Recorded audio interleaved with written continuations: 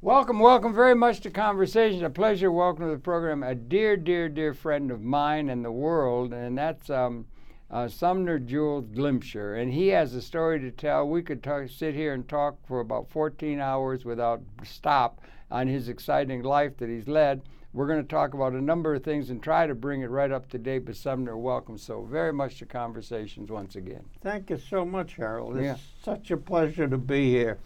What I'd like to do is tell our audience about a new project I'm working on that I think is one of the most exciting films I've ever made. Could we do that, but could we take a little while to go over some of the things we've gone over in a quick thumbnail way from other programs? Sure. Yeah, you were in the Ardennes in the war. You were at NBC. You had a career there. You had all kinds of work. You're a publisher of an ebook. Maybe we can go over quickly just the scope of your earlier life and so forth, because it's exciting leading up to, and you were a professor. Well, yeah. All right. Yeah. For anybody who's interested in my life, yeah, this is my book that's called The Filmmaker's Journal. And anybody who might be interested in knowing more about me, go to Amazon, and there's I think 2 or 3 reviews, and they're all 5-star reviews. The book is available as an electronic book on the iPad. Yeah, you're a great fan of that, aren't you? Here's my book on the iPad. Show it to the camera, kind of. Which camera am I on? Well, you're on here now. All right. This is a book on an iPad, or a Nook, or a Kindle, and it is quite amazing because if you get to, you go here and you can jump to chapters by touching the dots in different places. And you put this all together yourself, did you not? I You did. programmed it all. And you were surprised you can just put music in, you can put film clips and everything like that. You think it's a revolution, and I think you're right. Let me show you what you can do with an electronic... Try to keep it and turn on the camera. See if you can come in on it even, maybe.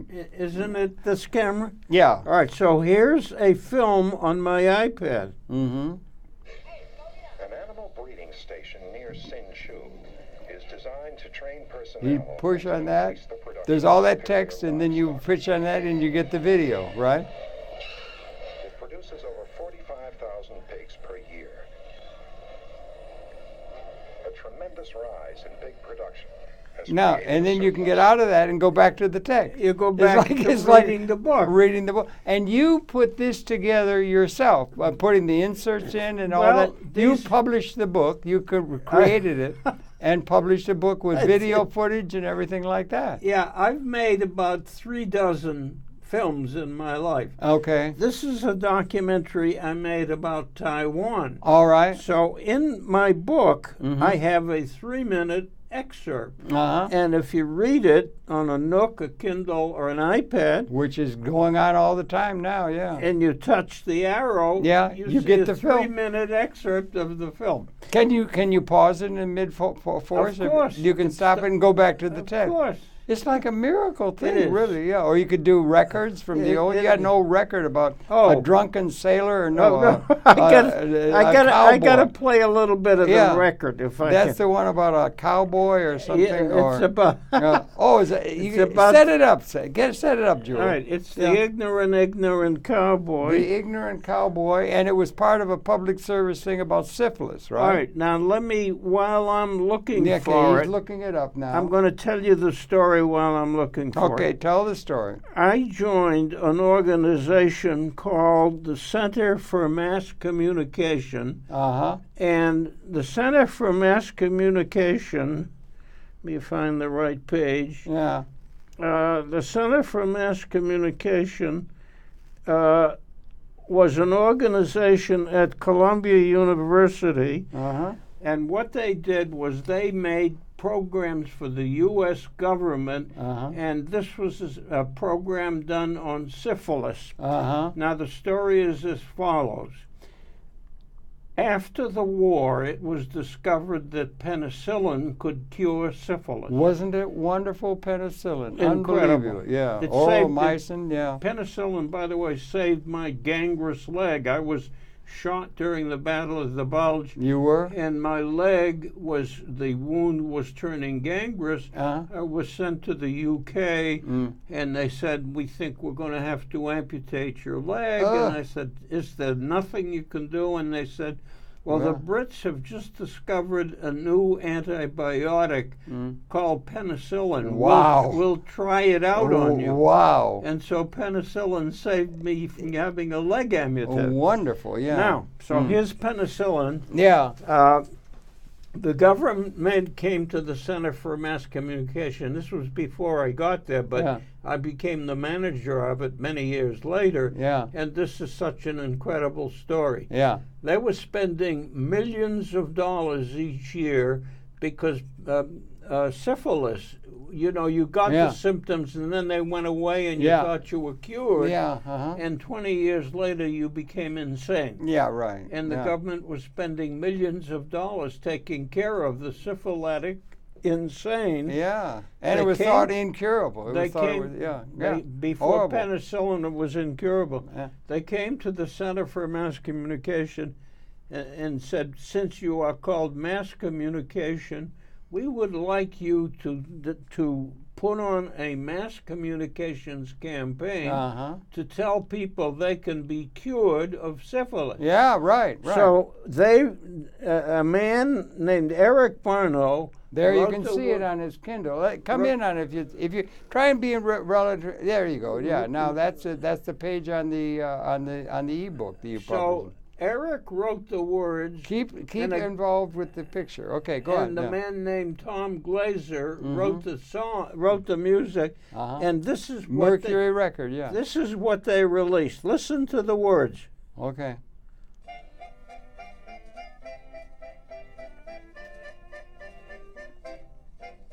An ignorant cowboy went out on a spree, and oh, what an ignorant cowhand was he.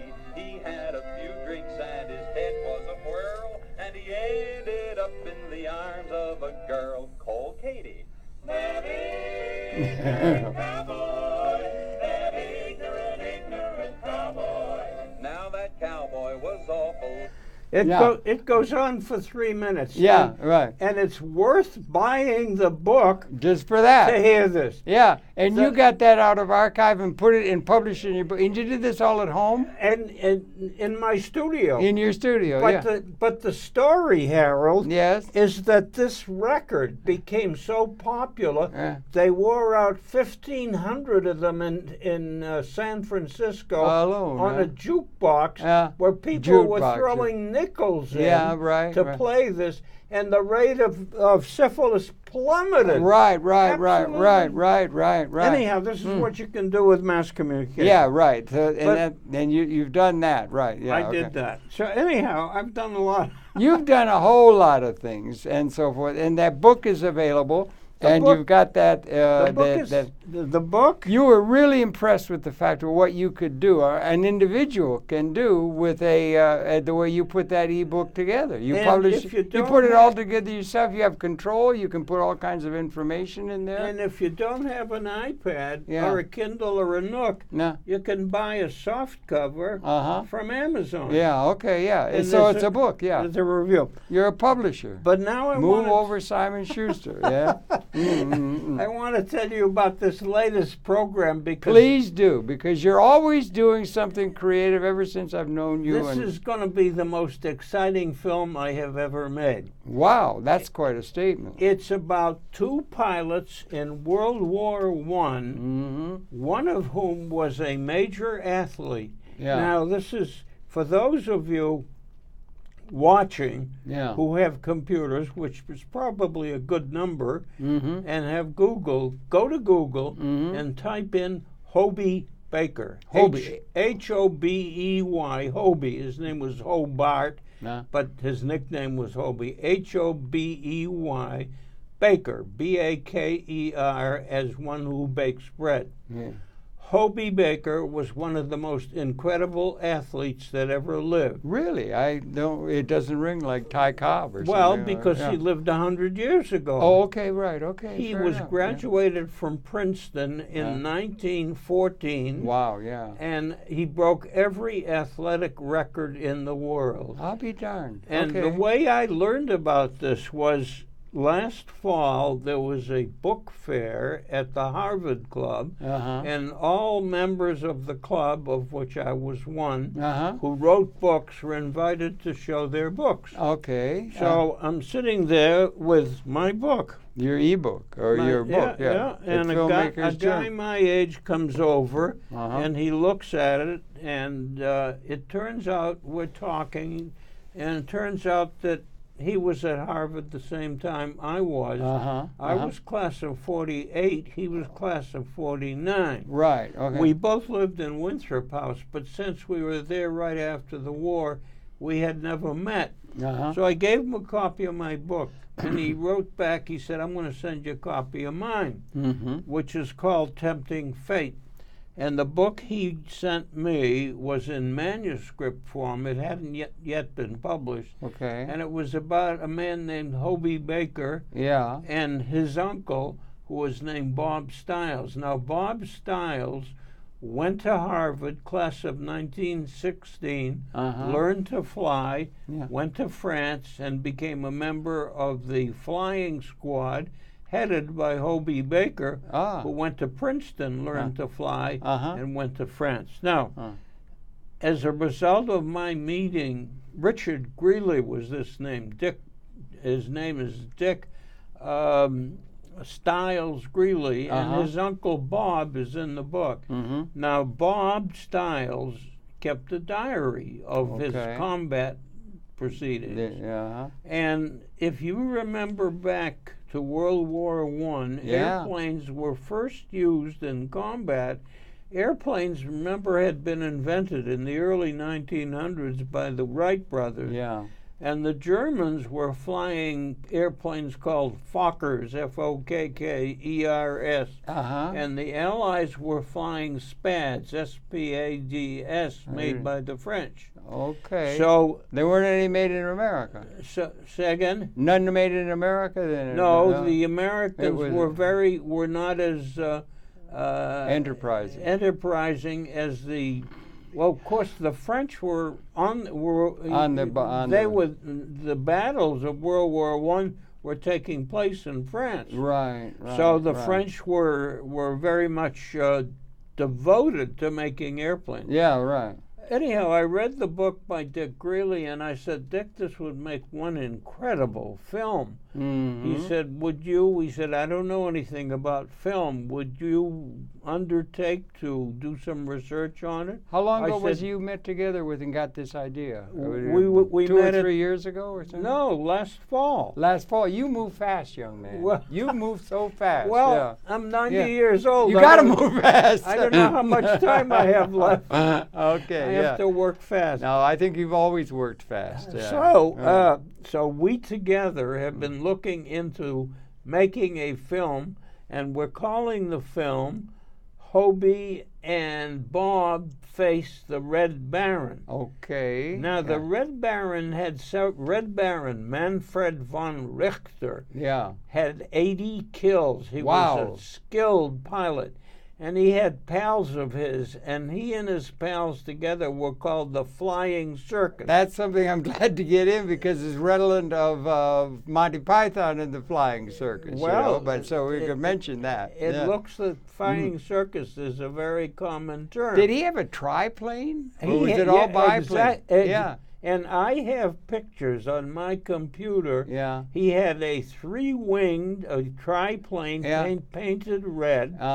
And I found on Google and early sources pictures of dogfights. They are incredible because airplanes flew very slowly. Oh, very slowly. So and when you were fighting an enemy, when Yeah. an Allied Spad was fighting a German Fokker, yeah. you could see your enemy. You Yeah, could yeah. You They had a scarf flying out the back. You and could wave, stuff. Yeah, exactly. right. You could Yeah. wave to him. Yeah, yeah. So I think this is going to be one fascinating film. Absolutely. Now, and is it true? You and I have talked. We were with Howard Bloom the other day and so forth. Like, Right. you get around, young man. Right. You really and truly do.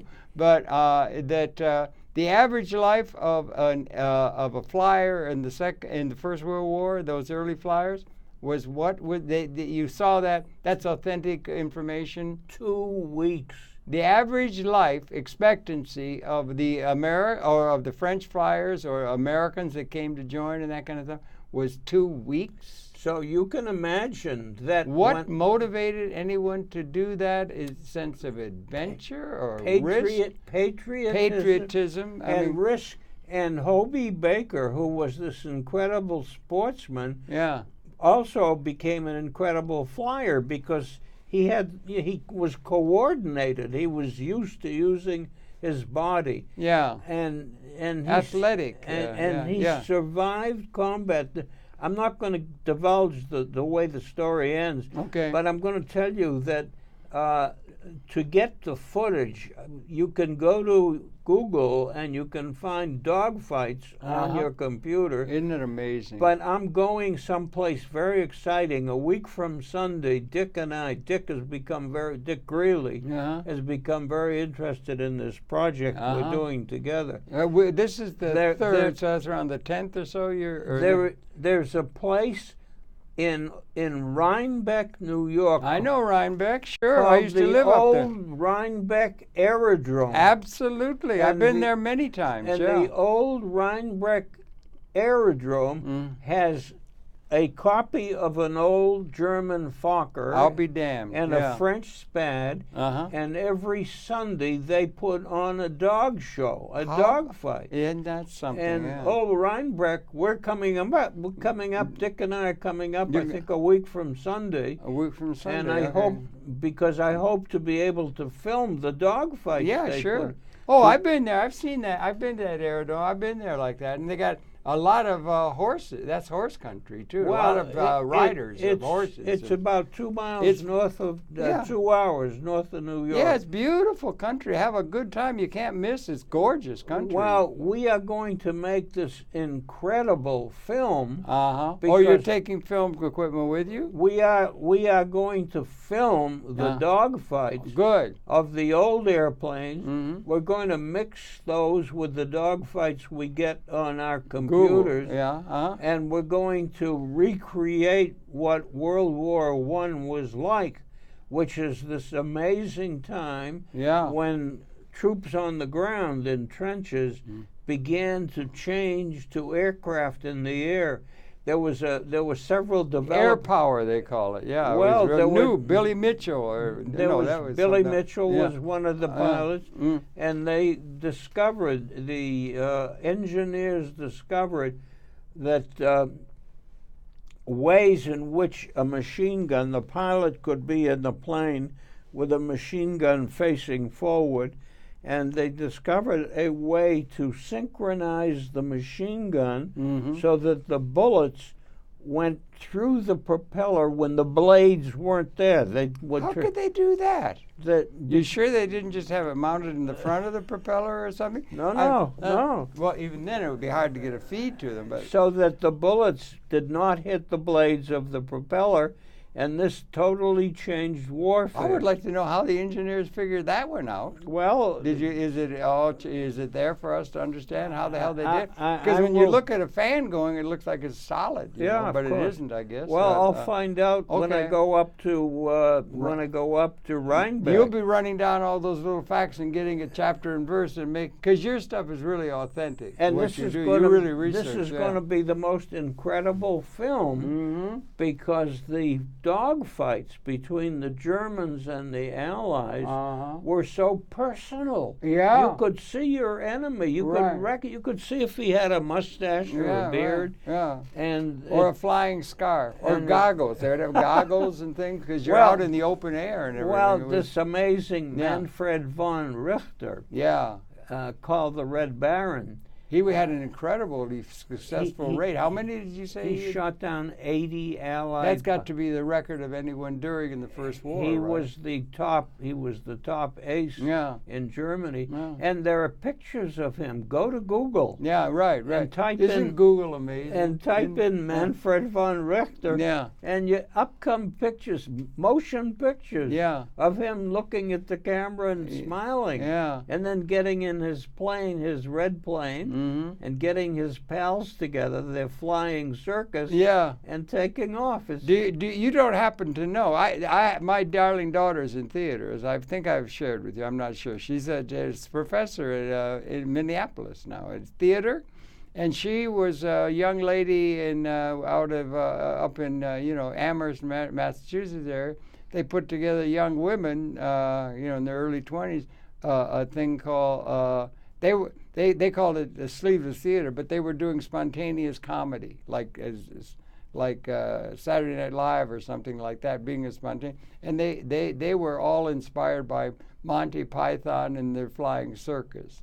So that term, I don't know if that's where the Pythons got the term, but there's an awful lot of PR value could be for connected to your film if it's linked to Monty Python. They got fans all over the world, Maybe. I don't know if it's worth trying to run down to see how the Python crew, and they're having another reunion, the Monty Python crew. I saw that. That's encouraging. Anyway, just a sidebar, tip of the hat to Lisa, my darling daughter. Okay, but anyway, so that's what you're, and is there going to be an e-book, or are you going to put it together like you did this? I'm writing a book called The Making of Hobie and Bob's Face the Red Baron.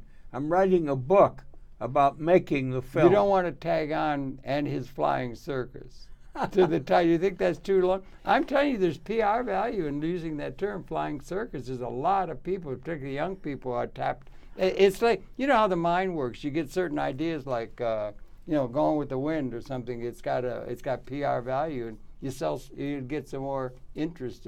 I'm trying to resonate with my daughter's consciousness. That's all. But you're in the process of putting that all together now. So it's a similar process that in the publishing of your book there with the ignorant cowboy and everything. Yeah, the ignorant. I love the ignorant cowboy. Yeah. I grew up in what you call mass communication. Yes, sir. You were at NBC early as a... My first job, when I first came to New York, I got out of college and I came to New York. That was Harvard College. I went to Harvard. Where'd you study there? Nuclear physics. Okay, you did nuclear physics. Wow. I didn't do it. I said, let me tell you the nuclear physics story. All right, the nuclear physics story. Boom, boom. When I started Harvard, they asked me what I wanted to major in, and being right after the war with the dropping of the atomic bomb on Japan, I thought nuclear physics was going to be a new field and an interesting field. Yeah. So I said, when they said, what do you want to major in? I said, nuclear physics. Well, I had a big shock when I started Harvard because suddenly I was in a school where everybody was smarter than I. That was a real blow to my ego. There goes my ego. And I started taking graduate courses in physics and atomic theory, and I didn't understand them. So I decided that I'd better find another career. A friend of mine, who later became the head of public broadcasting, said, why don't you join the radio station? And I joined the radio station. Well, you were in Radio Free Europe, weren't you? Which I had been at Radio Free Europe in Munich from 1954 to 1957. That was later. Yeah. But let me tell you the story of physics radio in Harvard. Okay. When I was graduated, I was offered a job testing missiles for the government in White Sands, New Mexico, for $70 a week, which was because I had majored in nuclear physics. I was also offered a job at a little radio station in Boston for $35 a week. Both at the same time, or no? Or you had the choice of the one or the other? Of course, I took the radio station. Yeah, right, okay. You know, I learned the lesson very early. Do what you love. Forget the money. I think that's real. Oh, thank you for that advice. Forget the money. The money will come. Yeah, you're right. So, if you're doing what you really love. You're autodidact. Yeah. So I loved radio. And soon I was ready for the big time. I went to New York. I got a job as a page at NBC. That was an important job. There were 50 pages, guys who were considered executive trainees, and 50 guides who were women who took tours. So were they thought of as executive trainees, or were they thought for their pulpitude or something? I mean, you know what I'm saying? There a lot of feminists could take exception to the fact that they're often judged by how nice they look or something, women, or their charm or something. I have to tell members of women's liberation that good looks are not anything to be embarrassed by.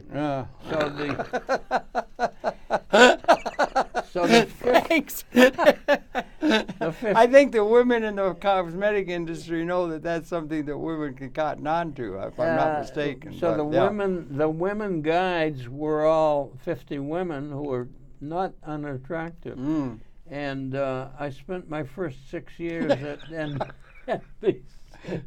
I got 6 promotions, one after the other, because television, when I started at NBC, we went on the air at 5 in the afternoon with a show called Howdy Doody. Oh, I remember Howdy Doody. And we went off at 9:30 at night. The entire broadcast day was 4 hours. Yeah, right. And then Pat Weaver came along. I was then, I think, director of operations in charge of studios. I kept getting promotions because television was growing by leaps and bounds. It was indeed. And I had my favorite job. I was the production manager on Sid Caesar's show. Yeah, what a thing. Carl Reiner? Oh, Carl Reiner and Mel Brooks and Neil Simon. Good grief. You got paid for being in their company or around them? I mean, that would have been the best job. I mean, that was real, spontaneous, really gigantic humor. Reiner thought that Glimcher was a very funny name. So when he was writing the Mary Tyler Moore Show, he developed a character called Herman Glimcher. Did he really? Yeah. Did he get on the air and everything? No, he was never seen. He was never seen. But it was known? The words got out? Herman Glimcher. The script, And all my relatives were, because I was the only Glimcher working in television. And they wanted to know who Herman Glimcher was. I said, Herman's a figment of Carl Reiner's imagination. Anyhow, so I loved Too bad you've had such a dull life, Sumner. You know, you've had such a dull, boring life with nothing interesting going on. The book tells all. Yeah, the book tells all there is. Does it tell all? Yeah, I've just finished my 3rd book. I've written a new text. My first book was a textbook called Movie Making that became adopted by NYU and other film schools. It sold 25,000 copies. Wow. And then I wrote this. When was that? When did you take time to put that up? 1970. 1970, a major time for film. It was emerging in a new when way film with all was the new being technology. Right. And I've just finished a 3rd book. It's another textbook. It's called Movie Making: A Few Secrets. And it is actually out on the electronic media, iPads, Nooks, and Kindles. Right. And it'll be on Amazon in about 2 weeks. Really? Oh, it's just coming out now, right? Right now. Yeah. Right now. Does it have any forwards or anything like that? Or I just finished writing it, and it's an interesting textbook. You only just put that together now. Yeah, I wrote it. Yeah. How is it coming? Where do you get the idea for a book to do? You're doing the one on the Baron and all that. That came out of the experience Well, and meeting. I just love to write. You do like to write, right? You sit down at your computer, and there isn't anything you can't write. Yeah, well, that's true. You could put any arrangement of those 26 letters or whatever in any way you want, and it's too bad you're limited. You could go into Sanskrit and things and get more. But, I mean, you're doing all of that. And, I mean, there's a lot you could write on and so forth. But you're also interested in multimedia, which isn't... I guess you need good writing for a multimedia project and everything, but multimedia is a different kind of thing than writing. Marshall McLuhan, you knew Marshall McLuhan somewhat. And I knew him. You were aware of him, and maybe you could talk some about his take on... he wrote the what was it, the media is the message. Yeah, that's a famous one, but it was the forget the one, forget the title. There was one I forget, but it's a critique of the phonetic alphabet, or as a metaphor for Western civilization. He was a major thinker, and he came when I was teaching at Columbia. One day I went to the faculty club, and. At Columbia, this? At Columbia. Yeah. And McLuhan was there. It was the first time he had come to America. He was there with John Culkin's invitation from Fordham, I would guess. No? Culkin was not there. No, but Culkin was at Fordham. Fordham. He was at Fordham because he had invited McLuhan down for a year to teach at Fordham. Well, this about was that time, this 1970 or so. This was probably around 1960. Oh, that early? Yeah. Okay, yeah, McLuhan was invited to the faculty club, and there were a group of us who were teaching film. A man named Eric Barno was head of the department, and I was the deputy chair. And there was McLuhan, and we were introduced to him for the first time. Yeah. Columbia was one of the early schools to teach film, and at that time, George Stoney was still... George Stoney is a hero of mine. Isn't he a great? He was. He just passed a couple of years ago. I love the man dearly. If it wasn't for George Stoney, then we wouldn't be here in this studio now. Stoney setting up public access. He was the one who set it up in an institutionally relevant way. Yeah. And George was at Columbia when I went to Columbia. And then he went to NYU, and then many years later I went to NYU. I became the director of the Department of Film, Video, and Broadcasting. Boy, you have gotten around. And George was one of my heroes. Yeah.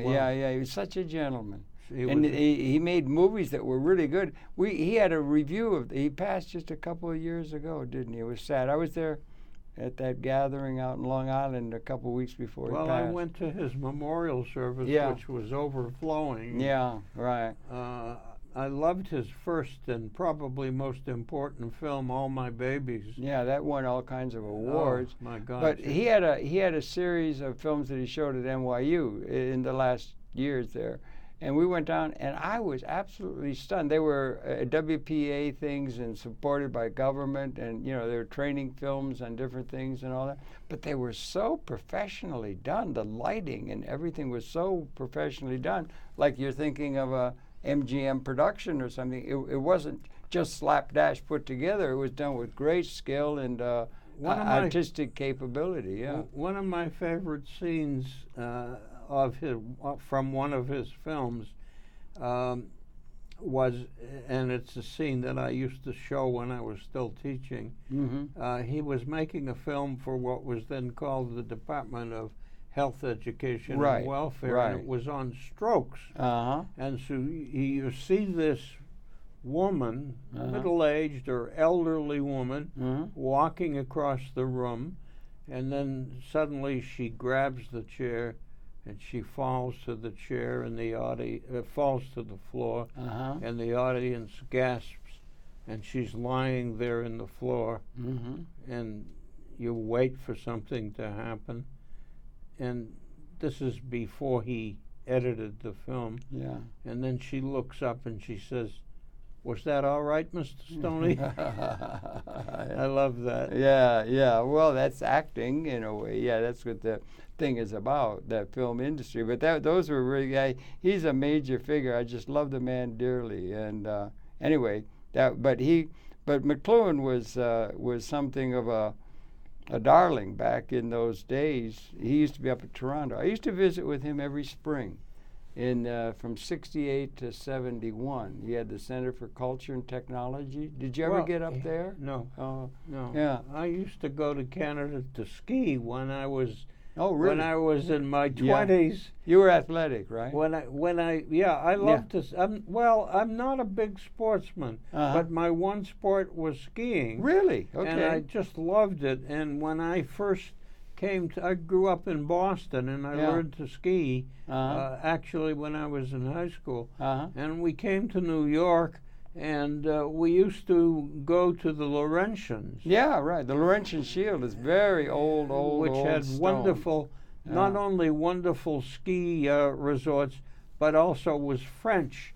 And of course, France is such a delightful country. Right. I don't know if I told you, my favorite or most popular film is the film I made in Provence. Have I ever shown you? No, I haven't. It's all new. I'd be happy to hear about it. I made a film called The Taste of Provence, and like much of my life, it was an accident. It hadn't been planned. Isn't that nice to I have? had finished a difficult year, and I had made some money, and I decided I wanted to take a real vacation. Right. And I rented a villa in southern France for a month. Where? Down by Perpignan, not far from there. It was very close to Aix-en-Provence. Okay. Aix-en-Provence is the cultural capital of southern France. Okay. And every July they have a music festival. And the year that I went, I think it was 2005, they were celebrating Mozart. So I rented the villa for 4 weeks, and I took my camera along with no intention. What camera? Still or video? My video camera. Video. What camera did you like to use? I mean, it was a high-definition Sony video camera. Okay, right. And so I figure if I'm going to be in France for a month, I should have my camera. Well, sure. So every day... It isn't so cumbersome as it used to have to be. And sometimes they're very, very small, compact, and very, very good. Not very big. Yeah. About this, not much bigger than this. It's a term, thicker. Ephemeralization, doing more with less. The technology is going that way. I had the villa for 4 weeks. I have 3 grown daughters, and 2 of them came with me for the first 2 weeks. The third daughter had twin grandchildren, so she was not available. Had a hand. So my 2 older kids spent 2 weeks with me. Wonderful. Yeah. And then I spent the second 2 weeks. I invited a couple of friends from the Harvard Club. He loved to cook, and so did I. So our typical day, we would take day trips. We would go to Avignon. We would go to Marseille. We would go to the Camargue, and we would come back at night, and we would cook dinner. We'd have lunch out, and then, like the French do, you would buy fresh food for dinner and cook it. So one night... And cooking with the French is a serious business. Oh, it's not just slapdash. No, it's an event, yeah. So the couple that I invited to go with me, Sally and Peter Johnson, Peter loved to cook, and I loved to cook. You do? So one night he would cook, and the next night I would cook. And on our final night, I did the main course, which was pan-roasted breast of duck and garlic mashed potatoes, and Peter made a chocolate souffle. And so I ended up, when I looked at all the footage, and I put it together into a film called The Taste of Provence. When I got back, I showed it to Alden James, then the president of the National Arts Club, and he said, Sumner, this is such a terrific film. Let's show the film, and then after the film, you'll explain it, and we'll serve the dinner that you cooked, the final You'd dinner. have to redo it then. You'd have to do it all over. And he charged people $70 for the evening. Wow! And 150 people came. What was your cut? What was your cut for that as chef? I think he gave me 10% of something, but yeah, you could have gotten 15. I didn't get much, you? but I got a free dinner. It was so popular that a year later we repeated it, and another 100 people came. And another year later we repeated it again. And another 100 people came. I'll be damned. So you're serious. You're serious. By the way, for the you're audience, a chef, not just a cook. I mean, I'm a good cook. Yeah. By the way, for the audience, I think you can buy this film, I think from Amazon. It's called The Taste of Provence. And I think you can buy it for $10 or $15. Really? How long is the film? An hour. An hour. And what has it got? Are you like Julia Child or something? Are you telling how to do it, how to make the meal, or is it? No. No. Is it just meeting in the library and having cigars? No. First place, Provence is a stunning part of France. Yeah. So it's got the countryside. Yeah. It's got the artists. Van Gogh was there. It has Cézanne, who spent 60 times painting Mont Saint-Michel, the mountain in Aix-en-Provence. 60 times he painted that mountain. So it's got Van Gogh, Cézanne, cuisine. What do you mean it's got him? What do you mean in your film? The film is full of color, music, paintings of theirs. Paintings. Okay, yeah, that's their life. Yeah. The Mediterranean, the Camargue. I mean, it is a stunning film. And it's well edited by Glimcher. Of course. It's got to be good. If it's Glimcher, it's got to be good, right? Okay. Well, congratulations on. You like editing? You like the editing process and that? Harold, yes, sir. There is nothing more fun than making a movie. Is that true? Oh. Let that be said to a lot, because movie making is going to become more and more the way in which things are going to be communicated, don't you think? And today, with little pocket phones, I know. I mean, it's so easy. So anybody who wants to, my first book is out of print. Yeah. But anybody who wants to learn how to make a film, read my current book. How to Make a Movie, A Few Secrets.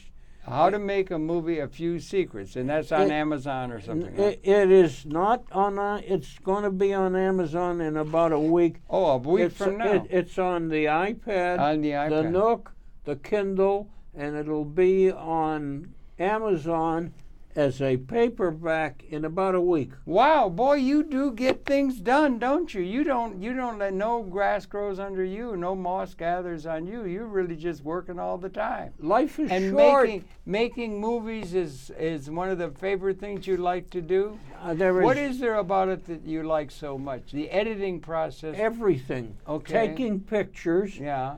Stills is one thing, right? Well, you use stills and you use movies. Video, yeah. You listen, you record sound, and then the basic element of editing, which is where the film is really made, is crucial. Yeah. And there's nothing that gives you more satisfaction when you look at your finished film. And what is it? How do you when you do that? Let's say you got an hour film, right, about Provence or something. Yeah. Did you it'd be some? How does somebody approach? Let's say you got. They got a thing where you leave stuff on the cutting floor. You got 100 hours of film, you're going to get it down to 1 hour. So you have to know what you're going to take, how you're going to juxtapose. When you come to the idea, do you have the idea in your mind that the whole thing, the whole film, the way it's going to be, the theme, the idea, the thing to get across as a thing, or do you put it together serendipitously as things present themselves, or how do you get the idea of how you're going to string things together? Images and so forth. Do you write? Is the writing? Do you write the script, or do I write the script? You write a script. I sometimes narrate. Yeah. No, but getting the overall thing, got an hour. Okay, you don't have 5 hours.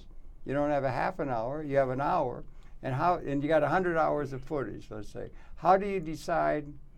And then you got other things. You got other movie inserts or things. And with one of those little things you do, you can bring in another movie, a singing cowboy or something. All right. How do you get the idea of putting it all together as a piece? You start off by throwing away the junk. Okay, junk, well. Something might be out of focus. Oh, I see that way. Yeah. Something might not be properly audio. The sound may not be good. Right. The composition may be not to your taste. The singer may not be Maria Callas. So you keep paring away all the stuff you don't like. Okay. And then you end up with something that comes together, tells us.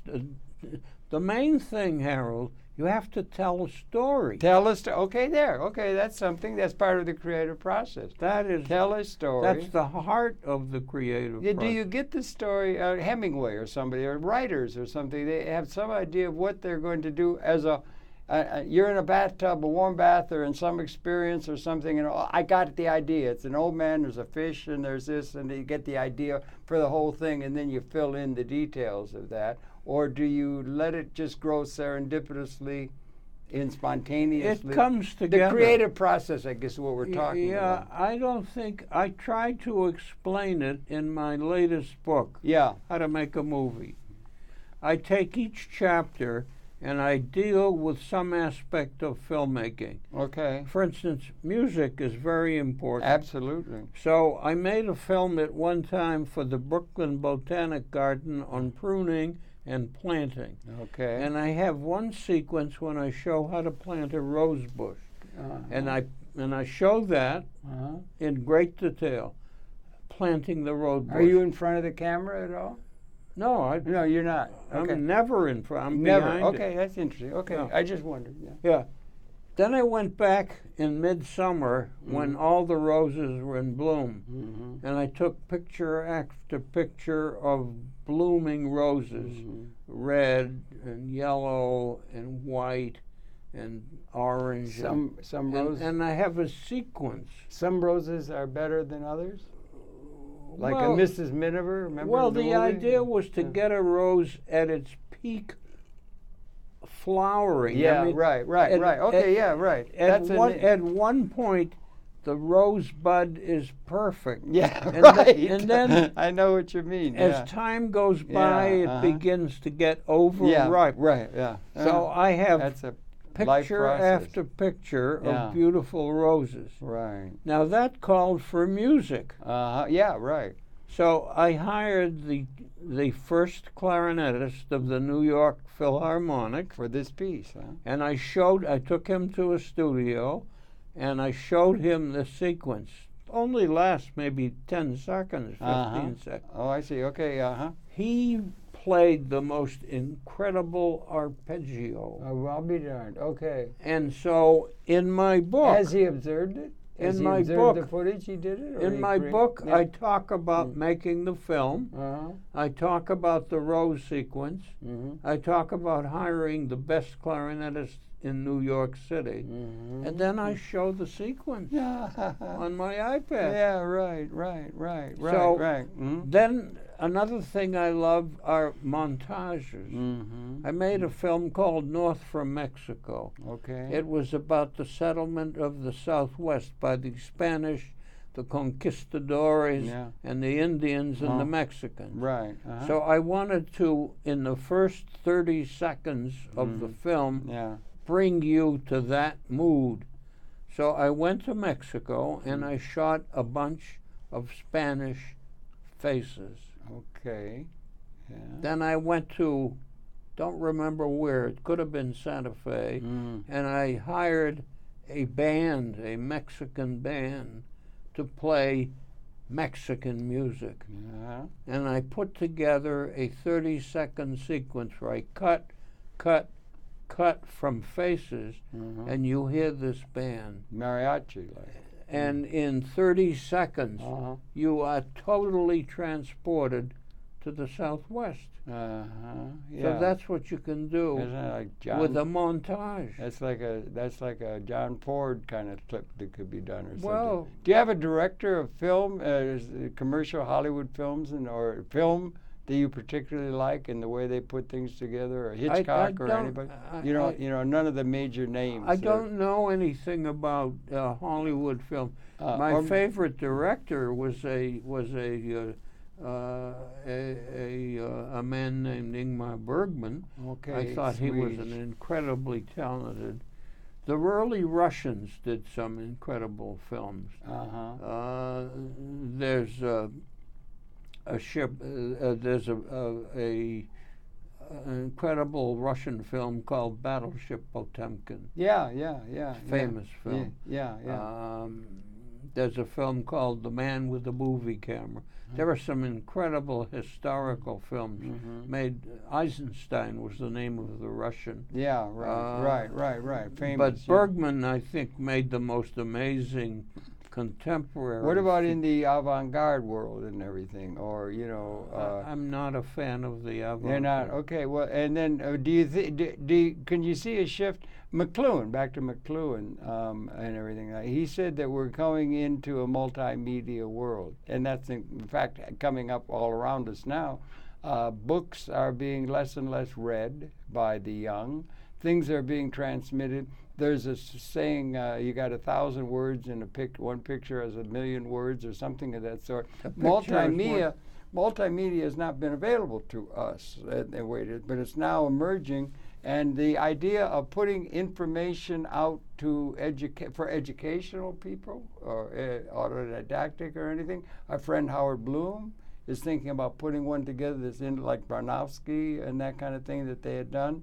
The educational implications of film and so forth, in the fullest sense of the word, is coming to be really important among the young, don't you think? It's emerging that way? Well, so filmmaking in your book and that kind of stuff. Well, the internet. Yes. I'm lucky that I went to Harvard, because Harvard... Pretty good school. Harvard has a fascinating new series called edX, where you can see courses online. There'll be somebody like Bill Kirby, who happens to be a friend of mine. Bill Kirby is at the Harvard Business School. He's an expert on China, and he does a series of talks on China. So you go to your computer, you type in Harvard edX, and you get a series of courses. Really? And you see a picture of Bill Kirby and being interviewed, and it says Bill Kirby on China, and you hit that, and you get a picture, and in the lower right there's a little button you hit, and the whole screen is full. I have a large computer. I mean, my computer screen's like this. Yeah. And the entire thing is full of Bill Kirby being interviewed on China. And they have a number of those different people that are edX is what it is. edX. Harvard edX. Harvard edX, right? Okay. And that'll be happening across the spectrum of education or of learning. Yeah, right. Any place where there's a computer. So you said you don't like some editors, you don't others. These questions about putting information into a multimedia context is a new art form that's going to be informing the whole educational process and so forth. Right. MIT has all their curriculum online now. The curriculum notes of their professors, but that would be pretty dull going into the great details of each of them. Schools but telling stories and conveying information like film is what's going to be more and more relevant in terms of people's consciousness as we move ahead, don't you think? I think our life is so rich. Yeah. The opportunities are so rich to learn. Right. Yeah, that's exactly. I mean, you can sit in front of your computer and take course after course after course. But if I may, let me just say one thing. I understand you use Roku and things like that, and Netflix and that. I have to use Time Warner because that's got Time Warner. The program we're airing now is aired on cable, so we're coming out of cable. But they've gone from having I can remember back the famous singer, pop singer Bruce Springsteen. He wrote a song, it was some years ago. I had it up on my wall. My baby and I got married. We bought a bourgeois house and that, and we got the cable man coming. There were 57 channels and nothing on. You know, the idea being that there's nothing much of anything. Remember what Newt Minow said? Yeah, a great wasteland. Great right? wasteland. Yeah. But the point... Television, I dumped Time, forgive me, Time Warner. I dumped them years ago. Uh-huh. I mean, who wants to watch the junk that's on Time Warner? Well, that's what I was bringing up. They had 57 channels then with Bruce. And it's all junk. Well, no, okay, but I'm trying. But mostly. Now it's going to where there's not only 57. There used to be 5 or 6 when you were at NBC, but now it's 3. No, yeah, 3. I remember that time back. I remember having a television set put in the corner of our house, a middle class in Michigan, and there was no programming at all. There was a test pattern. I mean, it goes back after the war. But anyway, there's now 1,998 channels. 1,998, and they can expand those. I'm told by our executive director here that the 4 channels we have that goes out all around the world, streams around the world, can be done in high definition. They can add 4 more. And people are making television pictures on their cell phone and so forth. So the art of putting information and storytelling, and it's an artful thing and everything, is likely to emerge seriously in a multimedia context to fill. But then it's got something to do with everything's trying to sell you something. So many of the channels are ad-oriented, and they're trying to sell cornflakes or Wheaties or something. And who can stand? I mean, to watch a movie on a commercial channel where you get to an exciting spot. And the ad. And suddenly a commercial. It's enough to throw a stick, a boot right through the television. I can't watch it. Yeah. I watch Channel 13 occasionally. Yeah, Nova, that's good. Well, anyway, if anything, the world could be very much improved if they could all pay attention to this young man,